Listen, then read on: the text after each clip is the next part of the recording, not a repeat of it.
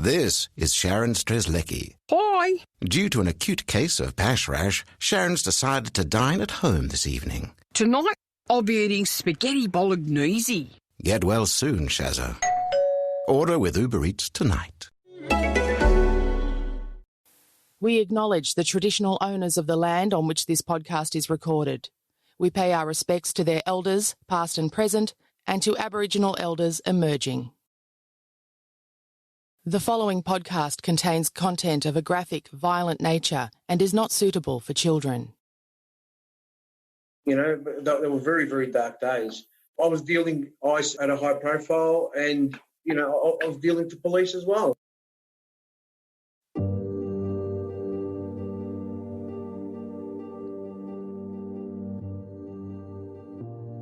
Simon Fenech is a man who does nothing by halves.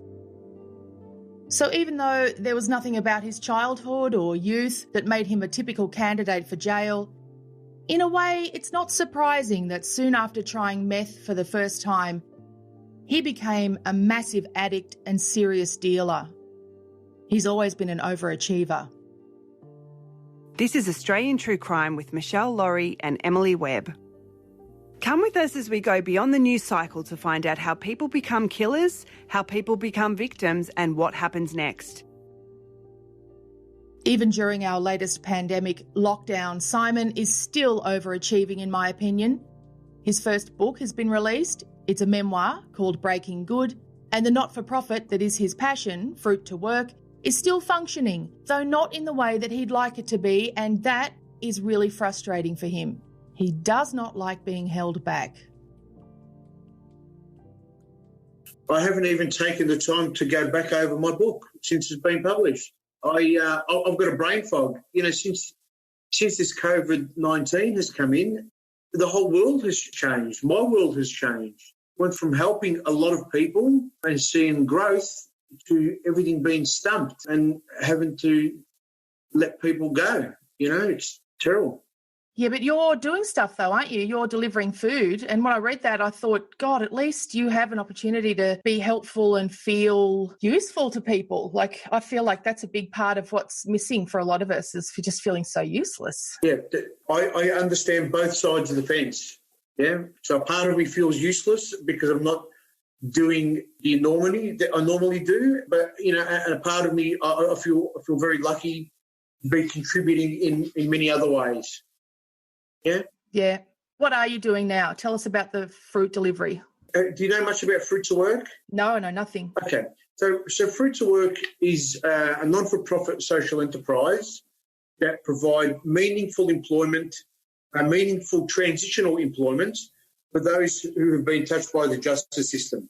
Mm-hmm. So everybody who's employed at Fruit to Work has been touched by the justice system in one way or another.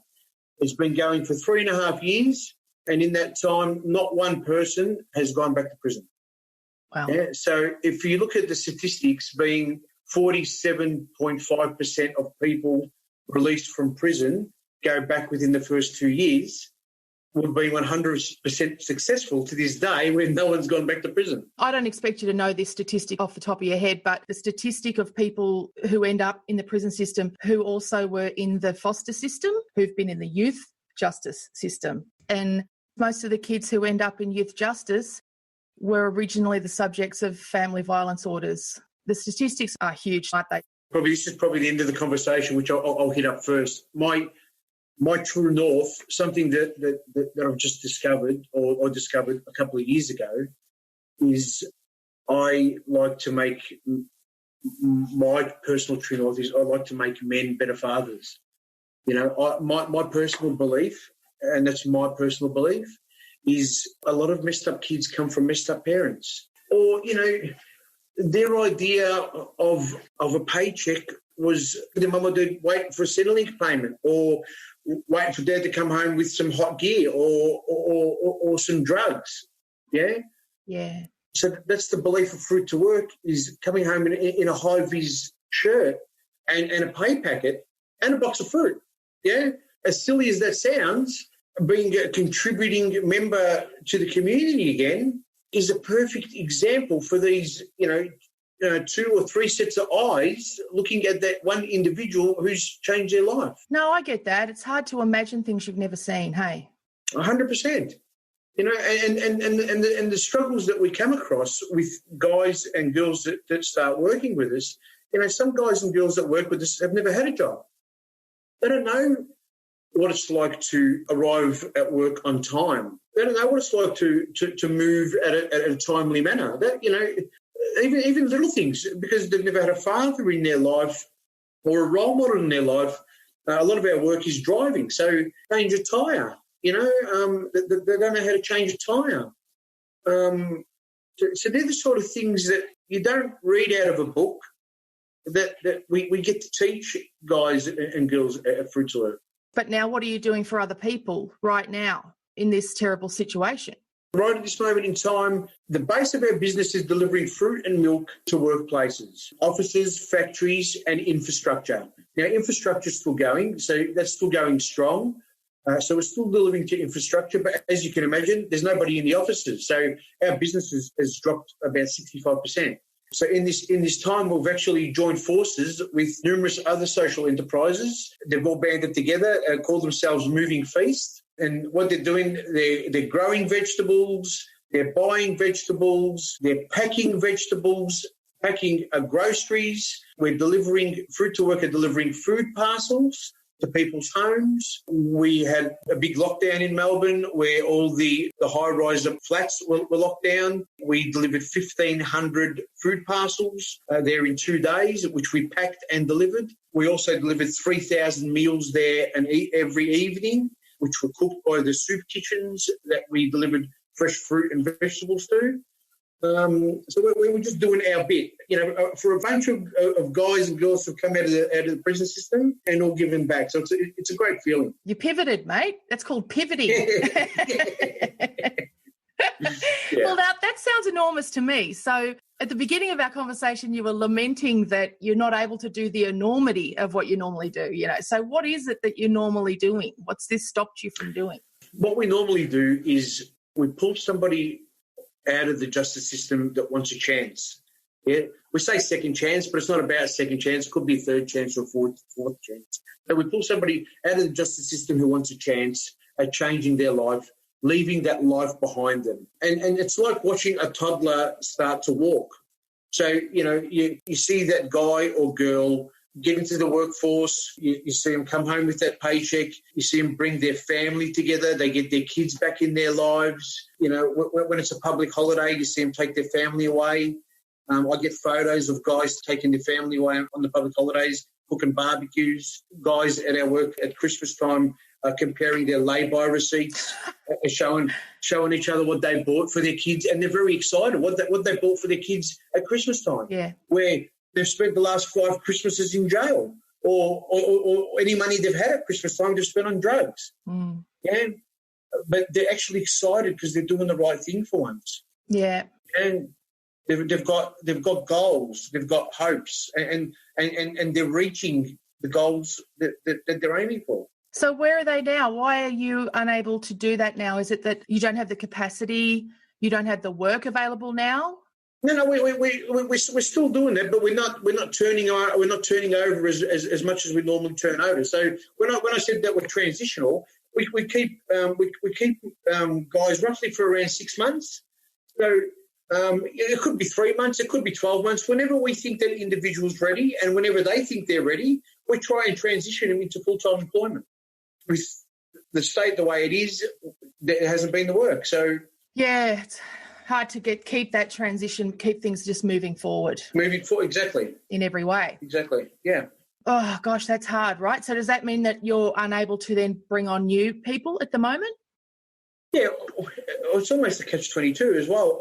With the government paying the work for the dole scheme, a lot of people don't want to come to work for 1 or 2 days a week. Which is fair enough. I can't fault them, to be honest. Well, yes and no. I really take my hat off to the ones that are applying for work at this time, because, if they're getting paid $550 to stay home and they're willing to come to work for 1 or 2 days a week, yeah, that really stands out to me. For the same amount of money. Yeah, you're right. But or less. Less, I don't know. I can't. I can't ask you to take less money, can I? That's hard. Everyone's very fearful of COVID-19. Yeah, mate. Yeah, I'm very fearful of leaving the house. And so at the moment, yeah, I'd be fearful of going anywhere to work. I'm lucky I can work from home. So at the moment, we've got two guys in particular who are, today they're doing 50 deliveries each, delivering to vulnerable people to their front door in the hotspots, you know. Fortunately for us, we wear masks, we wear gloves, we sanitize, and we just knock on the front door and leave. But, you know, they're taking a risk as well, and yet they're willing to come to work. You know, both those guys are ex-addicts, but hungry for change. You know, great effort. We need to talk about your journey, as they would say, if this was a reality TV show. Yeah. So tell us about it. You want me to start from the start? Let's start from the very start. I mean, we've talked a lot already about the way this happens a lot of the time. We've talked a lot about statistics. So where do you fit in the statistics? How was your childhood? I had a great childhood. I had great parents. I grew up on a farm. I pretty much grew up an only child because I had two older brothers who were 13 and 16 years older than me. So I had a really good upbringing, really good family, very close to my dad. When my dad was about 55, he had a massive heart attack. I watched him have a heart attack and we nearly lost him. His work retired him, so they put him out to pasture. So I'd come home from school and I'd spend a lot of time with my dad. My dad would put a lot of time into me. My dad wasn't a real educated man. He only went to school to grade 3, but he was very knowledgeable. So he put a lot of time into me. As time went on, I started working. I started doing really well. I started training. I started kickboxing as a sport. I started doing very well. My dad was my number one supporter.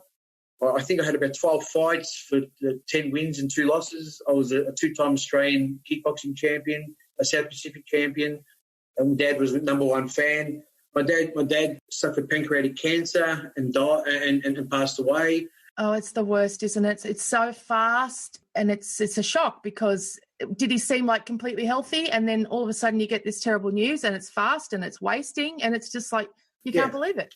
Yeah, and it's suffering. So, you know, I believe growing up on the farm, when it was a dog that would suffer like that, you'd put the dog down. Yeah. I said this exact same thing a year ago when my father was dying. I couldn't believe it. I was like, how do we let this happen to humans? We wouldn't let it happen to a dog. On my dad's dying weeks, I grabbed a pillow and put it over his face, and I didn't know what he wanted me to do, because, you know, he brought me up fairly tough, you know. But as I put the pillow over his face, he grabbed my hand, you know. And to this day, I never knew what he wanted me to do, you know. So I stopped, you know. So yeah, so I lost my dad. I was married, 2 kids, worked 2 jobs. Always believed in doing the right thing. After I lost my dad, I sort of went off track a little bit. I thought there was more to life. I thought I was missing out on something, you know. If this is what life was about, you know. So I went off the rails a little bit. Then I remarried. Yeah. What do you mean by went off the rails, though? I mean, you know, yeah, okay, I remarried, so that gives us a bit of a hint. Yeah, well, so because I spent most of my life training. So all my teenage years and early 20s, I spent training. I never went to nightclubs. I never did any of that, right? I started doing this kickboxing. I found myself being fairly liked and a little bit popular, and the attention went to my head, you know. I started bouncing, started doing a little bit of security, and I like that lifestyle a bit too much, you know. Yeah, it's super fun. I get it. It's awesome. So you're out and about at night time. There's heaps of girls and all that. It's fun. Yeah. But like, so were you drinking? Were you taking drugs? What was happening on that side of things? No. I just enjoyed the lifestyle. Mm. I started working in a strip club. Great. It was. I just started delving my foot in that rough lifestyle. Yeah. You know, always knew that I had a family at home. Always had my dad in the back of my head. Wanted to keep out of trouble. Yeah. What year was this, by the way? This was 2000. Okay, in Melbourne? Yeah, Melbourne. So we got gangsters around the place, and it's all that. Yeah, okay. Just as all that underbelly stuff started to happen. Okay, yep. Anyway, I remarried. I started working for a leading supermarket chain. Had a great job. I was earning the best money I ever made. I was on like 130 grand a year driving trucks. Best job I ever had. And then I got injured. So I went from being fit as a fiddle to I got struck in the back with a forklift. My 2 lower discs were crushed, and I was in a wheelchair. A new wife, new beautiful wife, big house, Mercedes-Benz, Harley-Davidson, and in a wheelchair. You know, I sort of believed that was karma. I really believed that was karma for leaving my wife. Really, what I thought. So I paid out on myself pretty hard for a long period of time.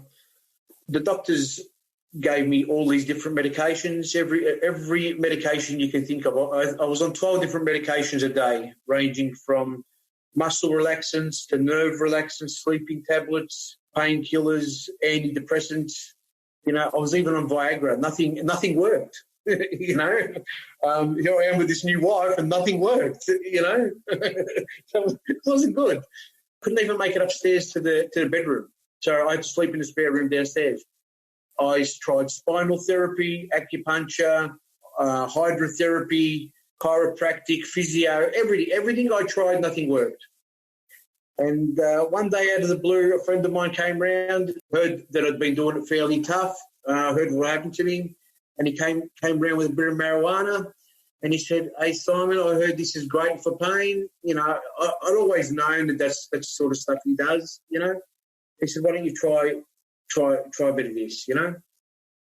So I had a couple of drags of this marijuana and thought, "Oh, I don't like this." You know, this slow feeling actually makes me concentrate on my pain even worse. You know, didn't like it. You know, I said, "No, this is not for me." You know, he said, "Oh, you know, it was worth a try." So he disappears, and a couple of weeks later, he comes back, and he goes, "You still look like, you know, you still don't look well. I got something else I'd like you to try." So what do you got? He goes, "I got some ice. Yeah, like the slow feeling, this stuff works miracles." And, you know, I tried speed back in the day when I was younger. And he goes, "It's just like speed." He goes, "But it's a tad stronger."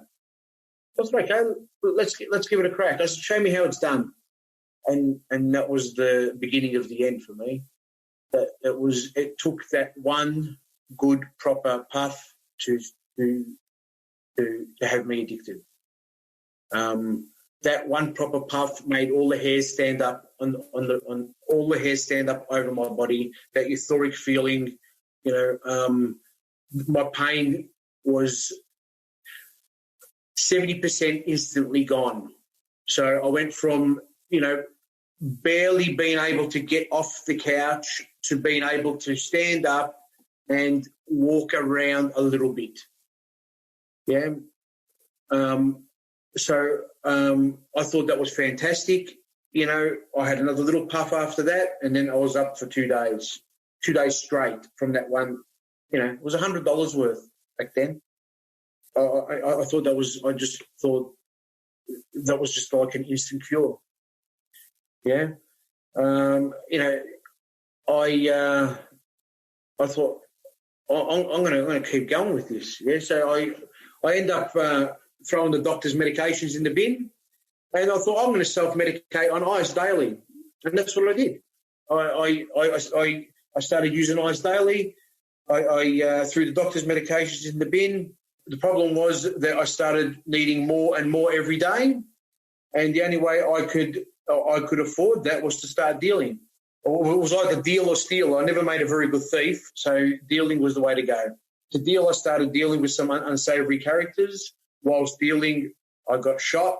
I got stabbed. I opened up a little wrecking yard, employed people all on ice. It was a 24-hour operation, you know.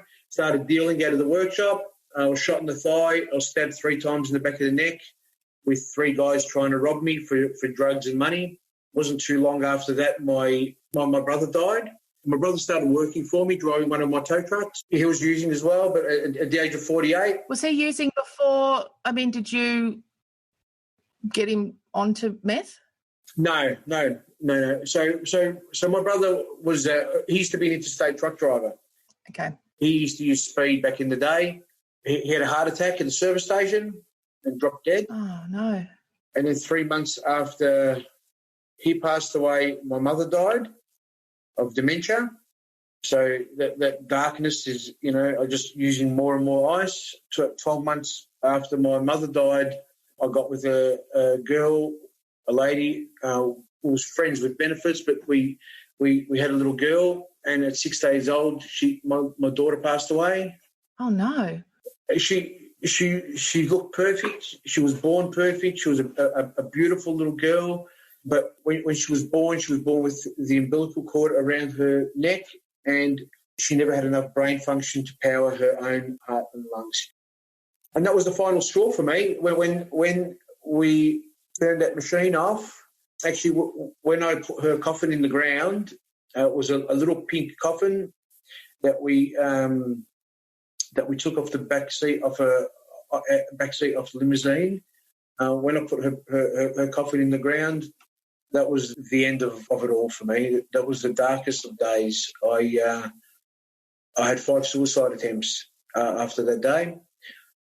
How I'm still here, I never know. I stood out in front of a truck. A truck hit me, threw me 16 metres in the air. I put a loaded shotgun in my mouth, and the shotgun went off. How I'm still here, I don't know. How much were you sleeping? I mean, I'm thinking about all of this happening through the filter of the sleep deprivation that happens when you're using a lot of ice. Do you know, I think in 4 years, I was lucky to have slept an hour or two a day. Yeah. Lucky. Maybe 15 minutes here and there. It's very hard to cope with, or anything on that much sleep, that little sleep, but to be coping with this level of emotional trauma. Yeah. You don't eat, you don't sleep. How are you supposed to function? Yeah. How are you supposed to make half a proper decision, What was I thinking, Plus the fear level of the industry, I'll call it, that you were working in, where people are constantly, you're under threat a lot. Yeah, and it was under threat from both. So it was under threat from the police and it was under threat from the criminals. And, I respect the police. I have nothing against the police, but there are a lot of corrupt police too. Yeah, and my book will explain that, yeah. Yeah, and certainly around that period, early 2000s, I mean, police were going to prison quite a bit. The drug squad were, yeah. In my book, there's a particular case of police corruption. I was dealing ice at a high profile, and I was dealing to police as well. So I'm not proud of the things I did. But they were very, very dark days. I got raided numerous times. I bought myself a shotgun after I got shot and stabbed. The police found that. They found drugs because ice has its own currency. So, you swap anything for ice. I would swap stolen goods for ice. So police would come, they'd find stolen goods. After 2 or 3 times, I end up in jail. For things like that, for receiving stolen goods and trafficking. And so you can cop a few charges when they come and raid you. Yeah, and they found a loaded gun. So right, do you blame them? I deserve to go to jail. Thank you to our patrons, particularly those of you who've been joining us for our true crime Netflix parties on Saturday nights over the last few weeks. No Netflix and chill for us this Saturday night, of course, because we'll be live streaming with Julia Robson from Chasing Charlie and Andrew Rule, and you can grab tickets to join us for that at our Facebook page. Thank you especially to these patrons: Cat Meow, Glenn Roberts, Kaz and Tori Finley Burns, Shani Chi, Mandy Leap Jarvis, Natalie Ivanovska and Sarah Irves. Coming up on Australian True Crime, Simon Fenech tells us about the accommodation the Department of Corrections kindly lined up for him upon his release from prison. But first, we learn more about the seemingly unstoppable chain of events that led him there. Did you have a relationship with your older children at this stage? I did have a relationship before my back injury. Once I started using, it was really hard to maintain that relationship. You know, the drugs came first. Today I'm disgusted and embarrassed and ashamed to say that, but it's the truth. The drugs came first. I'd arrange to see him, but I'd have to wait for somebody to come and drop gear off, come and drop cash off, or come and pick up gear. Yeah, and there's no set time for a drug dealer. Like, you know, if someone's going to deliver you drugs and say they're going to be there at 2 o'clock, you can bet your bottom dollar that 2 o'clock is 8 o'clock at night. Yeah. Yeah. That's just how it is. Of course. Yeah. So you've started to rack up a few charges at least and convictions, I guess. Yeah. I guess that would snowball pretty quickly too, wouldn't it? You'd go Very. from having no convictions to suddenly heaps. Yeah. And then just stupid things like driving unlicensed, yes. driving unregistered cars, you know. And the deeper, once you break the law once, it just keeps happening, just small things, but you just keep getting into trouble. You know, which tally up. And the other thing someone said to me once was, when you're a drug addict, you don't understand that it's the drugs that are creating the chaos. Like, you think to yourself, why is all of this happening? But it takes you such a long time to realise it's because I'm using drugs. It's the drugs that are creating. Can you relate to that? 100%. And even just little things with the people that you associate with. Who you think that they're your friends, you know, they're just as messed up, if not more messed up than you are. Yeah. And they bring chaos, and they bring chaos. And I look at how messed up my life was, and I actually remember that whole time how much I actually really tried to help people. So even in my factory was almost like a bed and breakfast where anyone who had nowhere to sleep, could come and stay at my factory. They would steal things off me. You know, I'd give them a feed. I spent my time trying to help the wrong people. Yeah. And I'm sure, you know, they don't want to rip you off. They like you. They genuinely like you and they appreciate it, but desperate. They need money. They're desperate. The addiction's so strong, you know.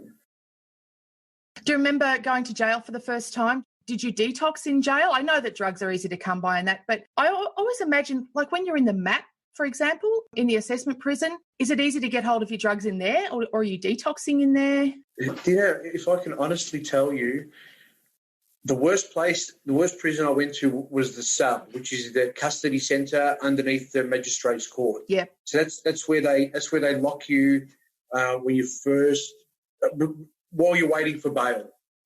It's no daylight. You're locked there for up to 2 weeks. You're in a cell with up to 6 people, 1 toilet. You eat, you sleep, and you're all in that one room. It stinks. Everyone's either coming down off drugs or alcohol. It is putrid. In one toilet when everyone's coming down and detoxing. Yeah. Exactly. Yeah. No mattresses. You get 3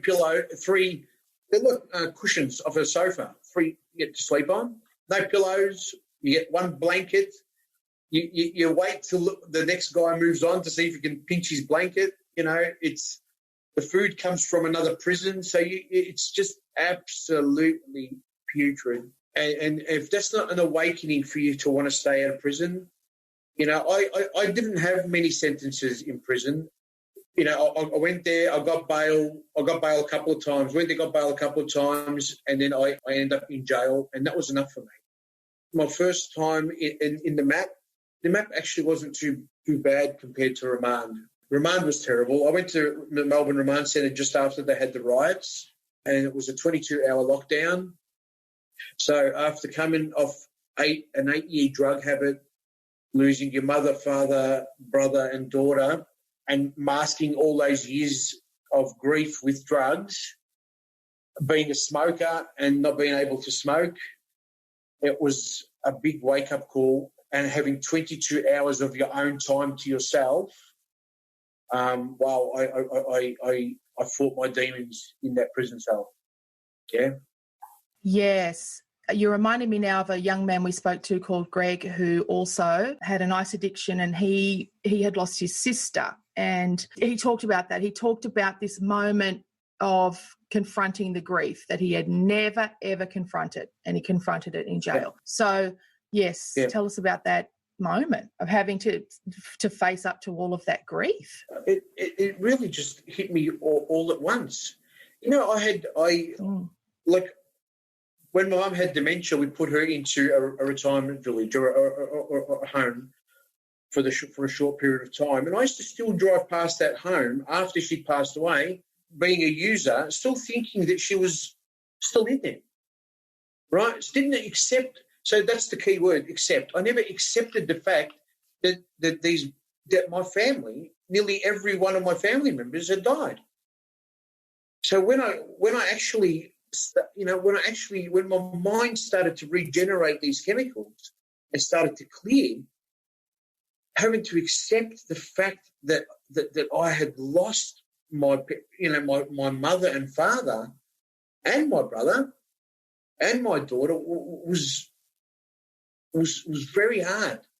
So I knew I needed help there and then.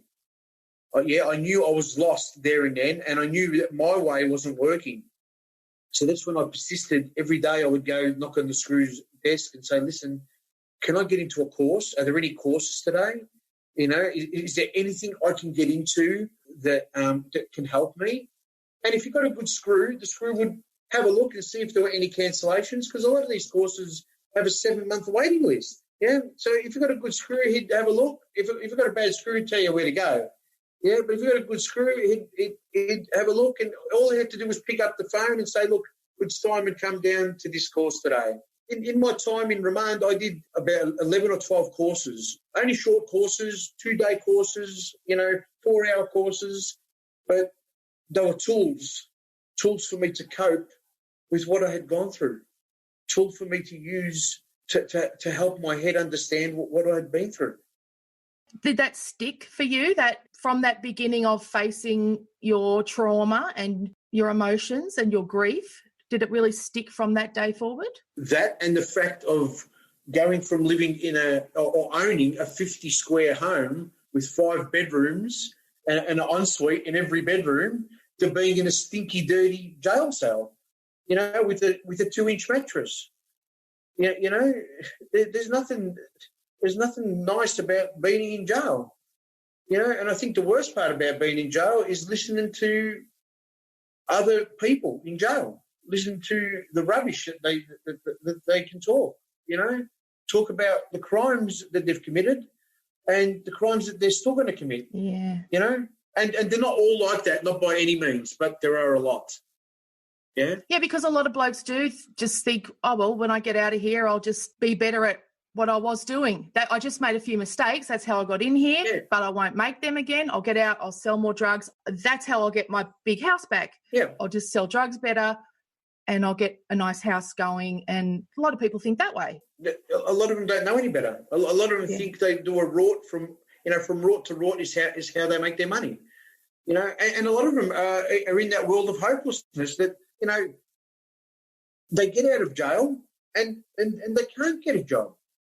I was almost that desperate. When I was released from prison, I was going to the Uniting Church for food parcels because I was hungry. The dole I was released on Centrelink benefits. I still had a corrections order to fulfil. So I had an 18-month corrections order where I had to do 380 hours community work, a mental health program, a drug and alcohol program, a men's behaviour change program. I had judicial monitoring. I had to see my caseworker, and as well as try and get a job. And my rent was costing me $200 a week, and I was living off $60 a week. How are you going to survive? Yeah, and try and reestablish a relationship with your kids as well, where you want to be able to take them to Hungry Jack's or something. Exactly. Yeah. I asked my daughter when I got out of jail, where do you want to go? And she said, the pancake parlour. So it's expensive, man. I took him to pancake parlour, but that was my whole fortnight's allowance. Yeah. Yeah. But do you think it was the difference for you also was that you had that modelling that we were talking about earlier? Like you had seen and you'd lived in a family where people went to work, had jobs and all that. So you knew how to do that again? 100%. I think I was blessed in the fact that, for starters, I had been there once before. I had owned the homes. I had the jobs. I had that family life. So I knew what to aim for when I got out, where a lot of guys and girls haven't had that. And actually that one worked for you, didn't it? And the meth life didn't. Yeah, so you could see clearly which one worked. Yeah. Yeah. Yeah. 100%. So what happened was I got out of jail, desperate for a job, applied, I think, for 12 or 14 jobs. Every job I applied for, when you tell them that you could only do 2 days a week or that you just come out of jail or that you had a back injury, doors closed. Those are a few things, yeah. Yeah. When I went and saw my caseworker, told her how desperate I was, told her that, hey, I'm that desperate, I'm hungry. I went to go get a food parcel this week and they said, no, you can't have one because you got one last week. You're only allowed one once a fortnight, right? Yeah. I'm that desperate, I'm going to go back to dealing, right? But I don't want to die. Yeah, I just got my head right. I got my goals in place. I don't want to die. Yeah, and I don't want to go back to jail. So can you help me? And it just so happens that Fruit to Work put a flyer through to say, hey, we've got one job available. Yeah, one job available for someone who wants to deliver fruit starting at 1:30 in the morning, 2 days a week. Yeah, I applied for the job. I got it. I worked my way up from picking and packing fruit to today I'm the operations manager of the business. And, I do everything from business development to mentoring. Today I consider myself a very lucky man. How many years? How many years ago was that? 3.5 years. No, is that all? Yeah. I thought you were going to say 13, 20. No, I climbed the pyramid in a very short time. And it wasn't easy. One of the biggest challenges I came across was I had nowhere to live when I got out of prison.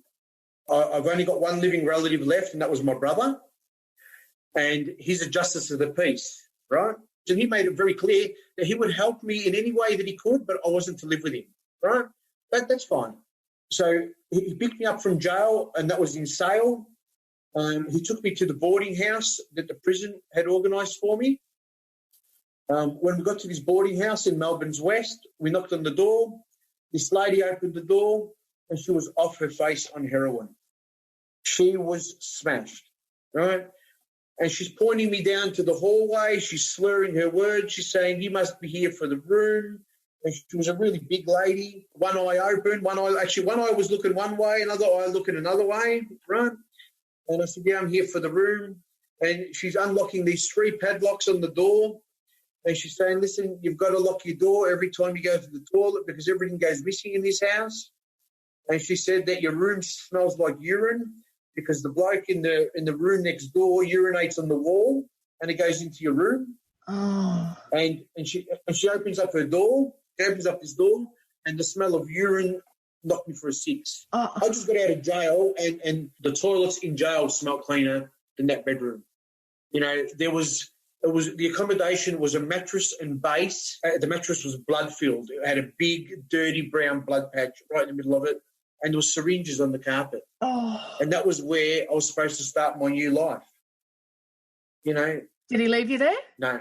No, He didn't. He didn't let me go live with him, but he actually put up money because they took the money out of my Centrelink for that as well. So they took 1 month in advance out of my Centrelink, but he lent me the money and put me into a better boarding house, a nice, clean, drug-free boarding house. If I never had that one person in the world, that one man who never gave up hope, I probably wouldn't be here today. That one man, and that's probably one of the most powerful messages in the book. For all these people that have family that are addicted to ice, don't think that you have to spend money on that person to help them. Or it doesn't have to be all or nothing, like I respect his boundary Yeah. at saying, I can't have you live with me. Yeah. Because he didn't know. He wasn't to know that you were going to make it. And, you know, we have to respect that that was going to be a big risk for him and his family and all that stuff. Yeah, that's You right. know, but he still wasn't going to leave you in that place. No. Oh, and he still came to pick you up, you know. That's good boundaries, I think. Yeah, he's a very level-headed man, you know. Yeah. And if it wasn't for him, I wouldn't be here today. Good on him. Do you see a lot of that when you're working with people? Are there a lot of people who don't have that one person in their lives? Many, plenty. So what I've tried to be a part of is last year, for the first time ever, there's been I think that they put together, which is peer mentoring for prisoners, where prisoners can go back behind the walls and mentor other prisoners. So for the first time ever, they're letting ex-prisoners go back behind the walls and mentor prisoners. And it's had a great response. Whether they run it in all prisons or not, I'm not too sure. But there's a lot of people that just need a bit of guidance. You know, they just need a bit of advice or someone that can relate to them to say, hey, this is how you can get through this. This is what I would do. Everyone needs that somebody, yeah, and everybody needs a job, and everybody needs a roof over their head. That's the biggest gap, yeah, is employment and housing. And a decent roof too. A decent roof, you know. Yeah, a decent roof. You know, how do you expect to turn up for a job if you're sleeping in the street? Or if you're sleeping on a bloodstained mattress that stinks of piss. Like, how do we expect anybody to respect themselves and respect the world around them and give the world a go if they live in there? But fancy the jail sending you there. Yeah. Yeah. You know, fancy the jail even sending you there. Here you are, you know, probably still withdrawing from drugs or trying to avoid the temptation. And yes. And you know, you can't tell me they don't know what happens in those houses. They do. If ever I wanted to self-medicate and try to avoid life and try to deal with my depression, it would be in that room. And old mate out the front can hook me up. Yeah, exactly. Ridiculous. Exactly. Yeah. You know, you're not exactly set up to succeed, are you? And you are very right about the amount of drugs in jail, because there are plenty of drugs in jail. Mm. You know, plenty of illegal and plenty of legal. You know, the amount of scripted drugs in jail, the queue for the med line used to be a mile long. You know, they would queue up for their whole break in an hour just to get their meds every day. Mm. You know? Yeah, it's not a wellness retreat, is it? No, not at all. Definitely not. I know what our listeners will say. They'll send me messages and go, I want to support Simon. How can I do that? Buy the book. Breaking Good. Definitely buy the book. And how can they support the program? How can they support what you do? If they've got a business, we deliver fruit and milk to any sort of business, just in Melbourne. Yeah, so every dollar we make goes back into making employment or giving someone else a chance. Yeah, nobody gets rich at the top. So we're not asking for anything for free. It's a service. Yeah, and we'll share all the links and everything as well. And we'd definitely like to keep in touch with you. And when this COVID is over, which we all keep saying, when this is all over. But yeah, we'll definitely catch up with you again and keep up with what you're doing. And the other thing is, I always say to people out there who have an opportunity to employ people that maybe they could consider people who have been in jail before. But would you have advice, you're an employer, would you have advice for employers when it comes to interviewing people and someone says, okay, look, I've been to jail? How do you talk to them about that? How do you suss out when they are ready for employment? How do you support them? How do you support someone who's just come out of jail and is now in your business? Do you know, even at Fruit to Work, even though we know someone's come out of jail, do you know we still do a crim check? Okay. So, and before we do a crim check, I'll ask whoever we're about to employ what they've done. So because we base our employment or we base our program on honesty and integrity. You're right. So you know, when employing someone, I would advise everybody to do the same. Base their employment on honesty and integrity. Just because they've got a criminal record it doesn't mean they're still a criminal. It doesn't, everybody makes mistakes. Does that mistake have to last for life? No. I ask them, do you have a criminal record? What was it about? What happened? Do the crim check. If it matches up, all well and good. Why does that person have to be labelled for life? No. So even though they have just come out of jail, you do the crim check and you just want to see that it matches up, that they're being completely honest with you. And if they are, that's a positive start. Exactly. Exactly. Okay. If I'm going to give somebody keys to a van and a fuel card and a Coles card, and a key to the factory, we've got to start with some honesty straight up and no bullshit policy. This is where we're going to be. Yep. Yeah? Yeah. That's a really good, pragmatic piece of advice. We can use that. That's unreal. Thank you, Simon. Yeah. One more question. How are your kids now? What are they up to? I mean, how's the relationship? Okay, so my oldest son, who's 20, he's still been a little bit of hard work. It's taken me 3.5 years, and I'm making baby steps to a relationship. There's just been too many times that I've let him down in the past. My daughter, I see her all the time. She's 16 years old. Pancake parlour girl, yeah. Yep. We get along like a house on fire. Yep. She's a beautiful girl. And I've got a 6-year-old boy who lives in Mildura, and he comes down every holidays, and he's a beautiful boy. But I've also got a new partner. We've been together for 2.5 years, and she's got 3 daughters, 10-year-old girl and a couple of daughters in their 20s. So I've got I now have an accepting family. Yeah, I've got a family who know who I am and what I've done, but I've got a family. Once my family died, I didn't feel like I belonged anywhere. Yeah, I belong somewhere now. Yeah, you're clearly a family guy, so I can understand how, feeling you had no family must have made you feel like you were just adrift. I felt nowhere. Yeah, I didn't feel like I belonged, Because I was on drugs, I felt I was ashamed of what I had left. Yeah, so, I was ashamed. I was embarrassed. I was embarrassment to my brother, I felt, and I was ashamed of myself to my kids. So, I felt like my kids could do better. Luckily, my kids got a great mum. She's a great woman, and they got a great stepdad. So, again, I've been very fortunate too. Yeah. Yeah, and you're setting yourself up to be a fantastic granddad. That's my feeling. Yeah, that's the go. That's the go. Yeah, wonderful. Oh, well done. Congratulations. Thanks, Michelle.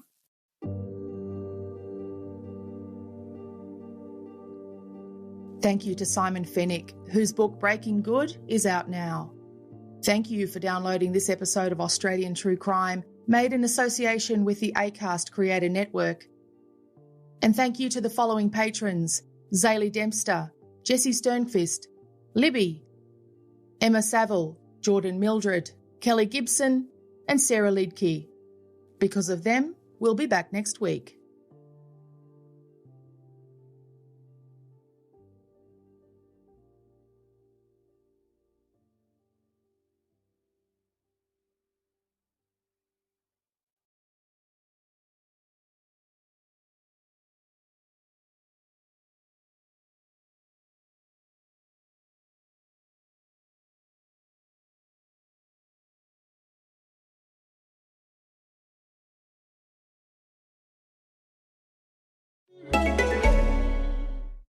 Hello? This is a wake-up call for overpriced mobile plans. For unlimited standard calls, SMS and MMS with incredible coverage, see aldimobile.com.au/wake-up. Great plans at Aldi prices. T's and C's apply. Okay.